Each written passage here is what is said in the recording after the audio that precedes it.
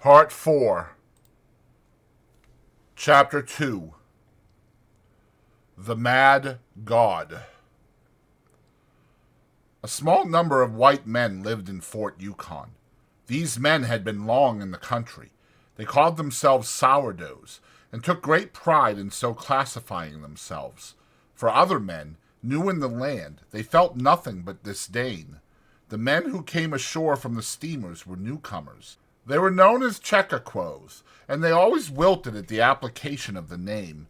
They made their bread with baking powder. This was the invidious distinction between them and the sourdoughs, who, forsooth, made their bread from sourdough because they had no baking powder.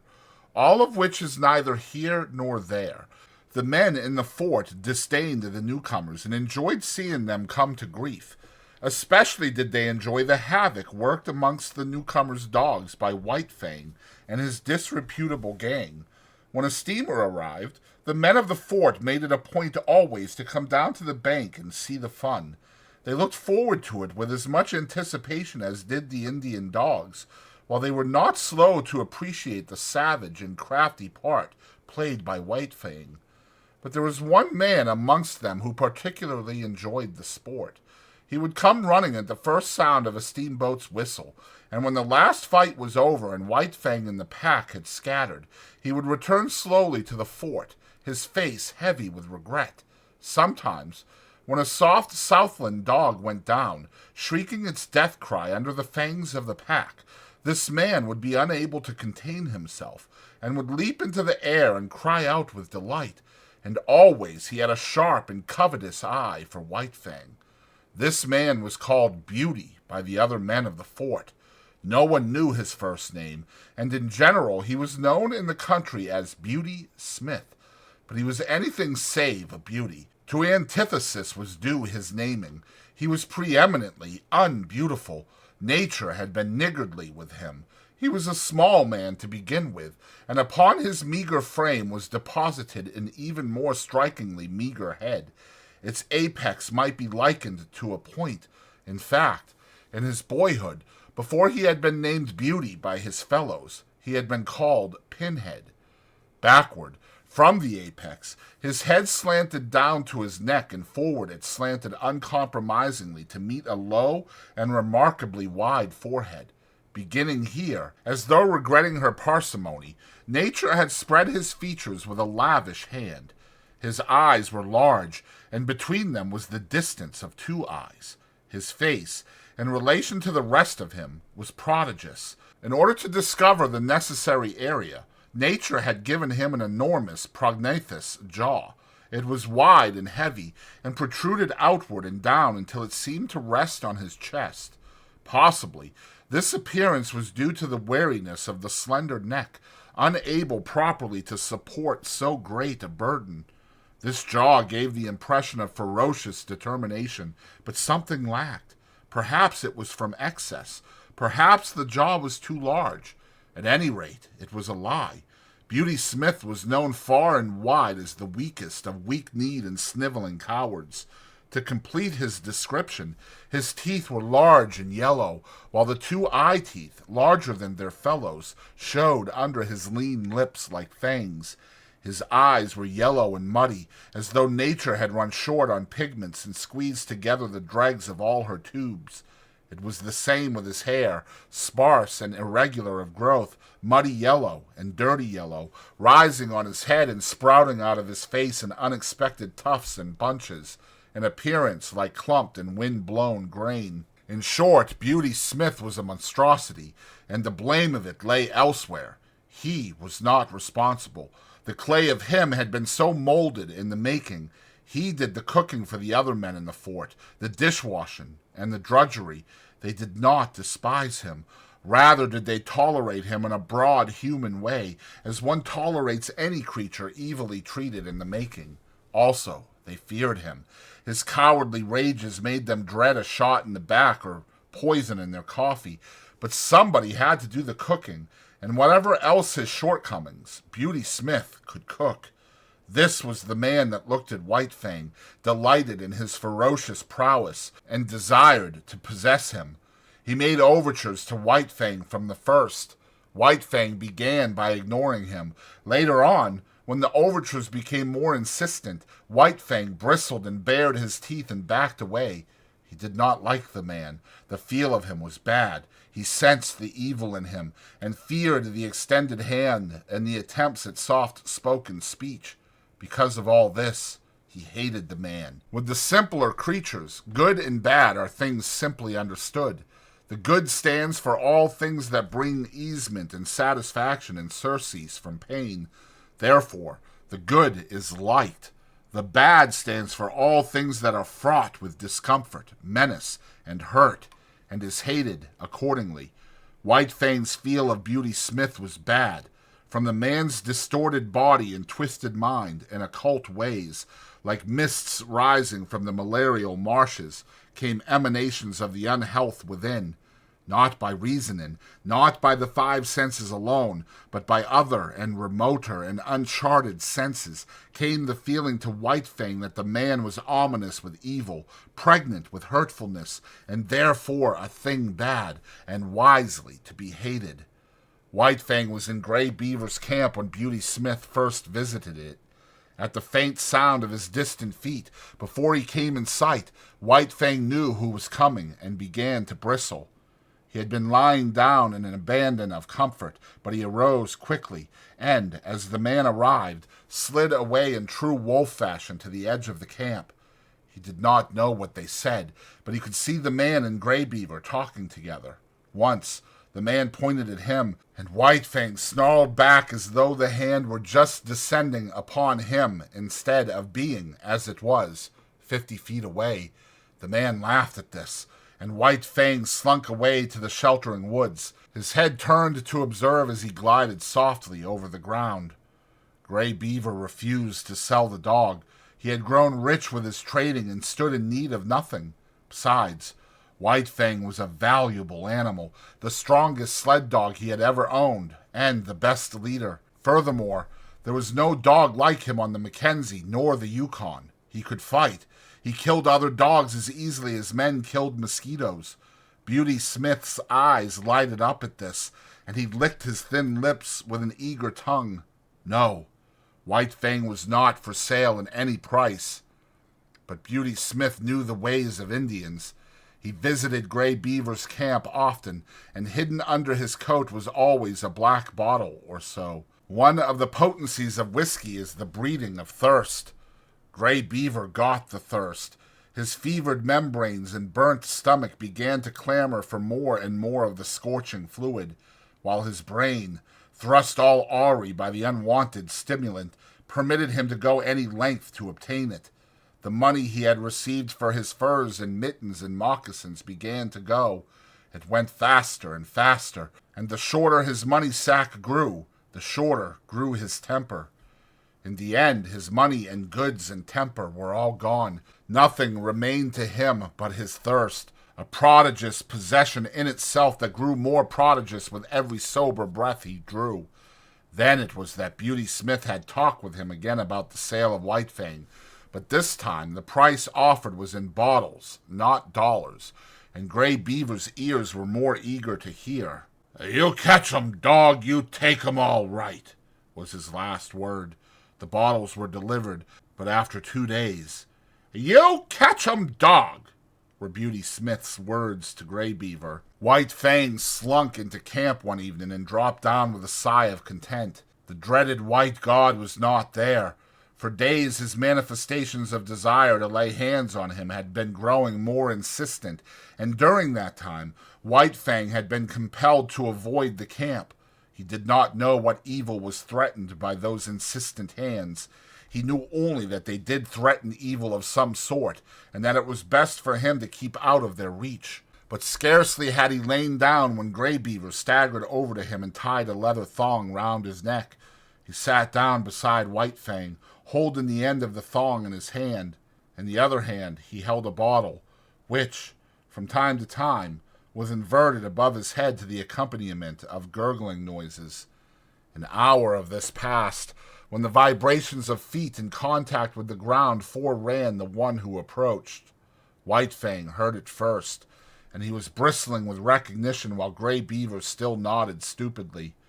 White Fang tried to draw the thong softly out of his master's hand, but the relaxed fingers closed tightly, and Grey Beaver roused himself. Beauty Smith strode into camp and stood over White Fang. He snarled softly up at the thing of fear, watching keenly the deportment of the hands. One hand extended outward and began to descend upon his head. His soft snarl grew tense and harsh. The hand continued slowly to descend while he crouched beneath it, eyeing it malignantly, his snarl growing shorter and shorter as, with quickening breath, it approached its culmination. Suddenly he snapped, striking with his fangs like a snake. The hand was jerked back, and the teeth came together emptily with a sharp click. Beauty Smith was frightened and angry. Grey Beaver clouted White Fang alongside the head, so that he cowered down close to the earth in respectful obedience. White Fang's suspicious eyes followed every movement. He saw Beauty Smith go away and return with a stout club. Then the end of the thong was given over to him by Grey Beaver.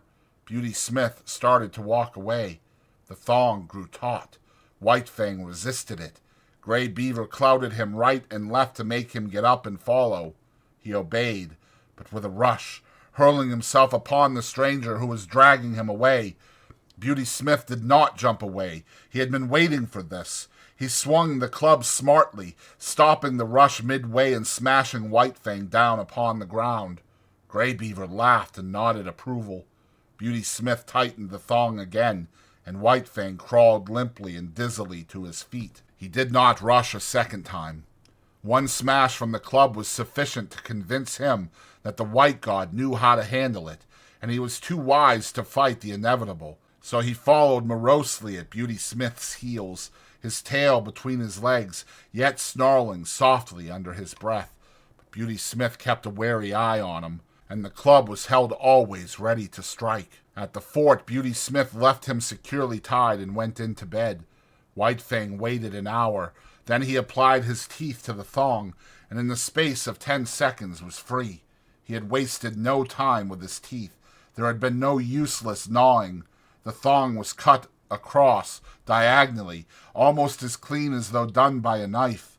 White Fang looked up at the fort, at the same time bristling and growling. Then he turned and trotted back to Grey Beaver's camp. He owed no allegiance to this strange and terrible god. He had given himself to Grey Beaver, and to Grey Beaver he considered he still belonged. But what had occurred before was repeated, with a difference. Grey Beaver again made him fast with a thong, and in the morning turned him over to Beauty Smith, and here was where the difference came in. Beauty Smith gave him a beating. Tied securely, White Fang could only rage futilely and endure the punishment. Club and whip were both used upon him, and he experienced the worst beating he had ever received in his life. Even the big beating given him in his puppyhood by Grey Beaver was mild compared with this.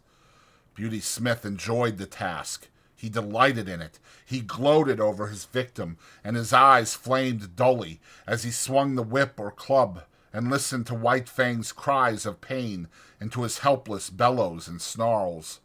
For Beauty Smith was cruel in the way that cowards are cruel, cringing and sniveling himself before the blows or angry speech of a man. He revenged himself in turn upon creatures weaker than he. All life likes power, and Beauty Smith was no exception.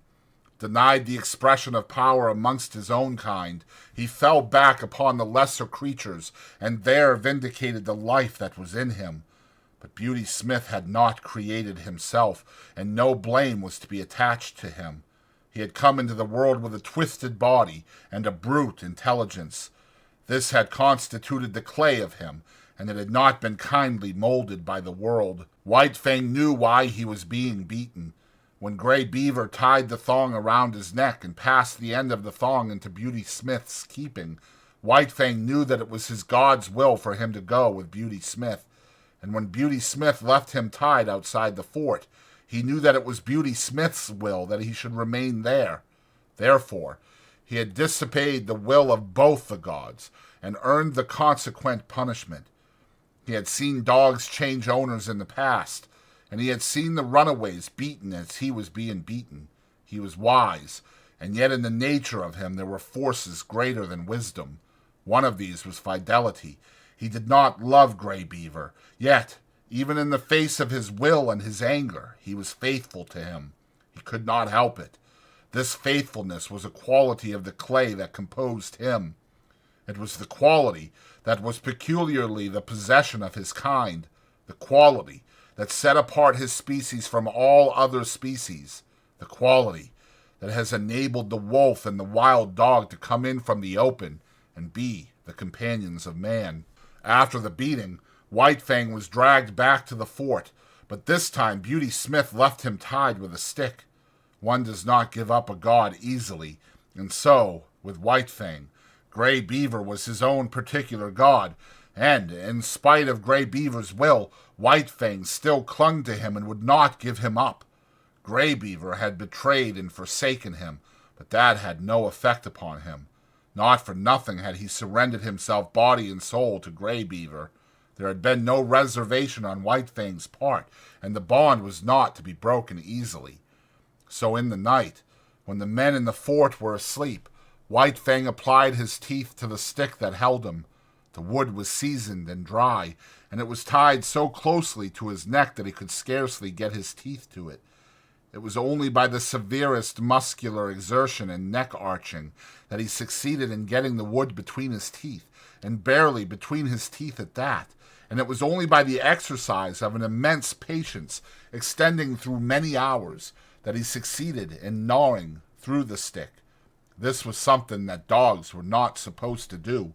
It was unprecedented, but White Fang did it, trotting away from the fort in the early morning with the end of the stick hanging to his neck. He was wise, but had he been merely wise, he would not have gone back to Grey Beaver, who had already twice betrayed him. But there was his faithfulness, and he went back to be betrayed yet a third time. Again, he yielded to the tying of a thong around his neck by Grey Beaver, and again Beauty Smith came to claim him. And this time he was beaten even more severely than before. Grey Beaver looked on stolidly while the white man wielded the whip. He gave no protection. It was no longer his dog. When the beating was over, White Fang was sick. A soft Southland dog would have died under it, but not he. His school of life had been sterner, and he was himself of sterner stuff. He had too great vitality. His clutch on life was too strong, but he was very sick. At first he was unable to drag himself along, and Beauty Smith had to wait half an hour for him. And then, blind and reeling, he followed at Beauty Smith's heels back to the fort. But now he was tied with a chain that defied his teeth, and he strove in vain, by lunging, to draw the staple from the timber into which it was driven. After a few days, sober and bankrupt, Grey Beaver departed up the Porcupine on his long journey to the Mackenzie. White Fang remained on the Yukon, the property of a man more than half mad and all brute. But what is a dog to know in its consciousness of madness? To White Fang, Beauty Smith was a veritable, if terrible, god. He was a mad god at best, but White Fang knew nothing of madness. He knew only that he must submit to the will of this new master, obey his every whim and fancy.